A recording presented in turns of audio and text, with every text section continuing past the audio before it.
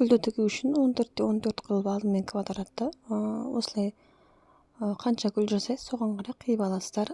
4 гүлге қиып алдым.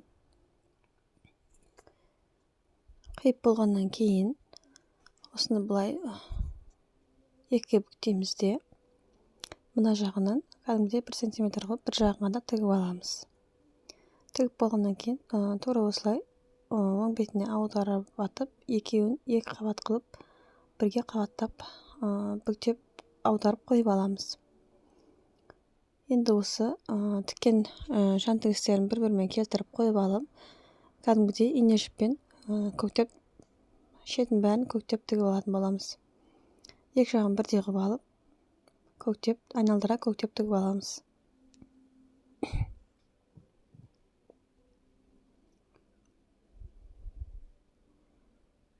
Көктеп тігіп аламыз. Тігіп болғаннан кейін жаңағы гүл ұстап тұратын бауымыз бар ғой, сабағы дейді.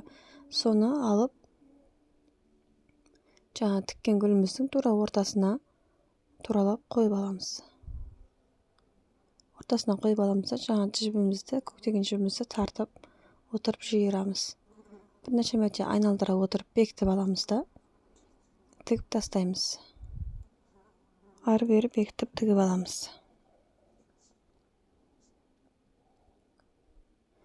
Тігіп болғаннан кейін артығын жіпті, сабағымызды артығын қиып алып тастаймыз. Одан кейін осыны ішіне қарата отырып, оң бетіне аударып аламыз. Енді ішіне кішкене синтефон немесе холопайпер салып жібереміз. Көлеміне қарай өзіңіз қарайсыз. Енді осы жерді біз андай крестик қылып қолмен көктеп аламыз. Сәл ғана бір-бір реттен тігіп аламыз. Аузы осылай туралап, қолмен туралап жібереміз, тураланбай қалса. Енді бір рет бекітіп, жібімізді қиып алып тастаймыз. Барлық гүлдерімізді осылай тігіп аламыз. Сонымен өте оңай, әдемі гүліміз дайын болды. Неке тура осылай тігіп алатын боламыз.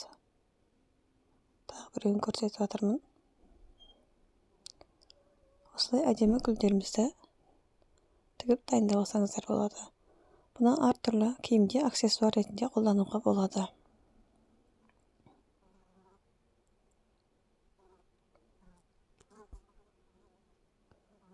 Пайдаларыңызға жарасын. Баршаңызға сәттілік тілеймін.